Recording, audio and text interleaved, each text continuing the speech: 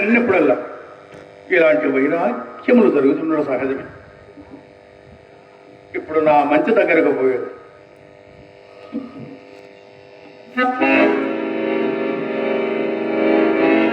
అయ్యో, దారి బొత్తుగా నిర్ణయింపలేకున్నాను.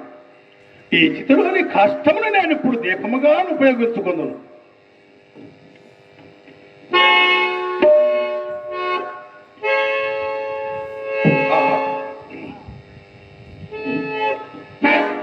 చక్రవర్తులకు సేవకాదులము పట్ల బంగారపు కరదీపకాలు కట్టి నా ఇప్పటి నీతి స్థితికి ఈ కొరవయే మీకు ఉచితమైనది.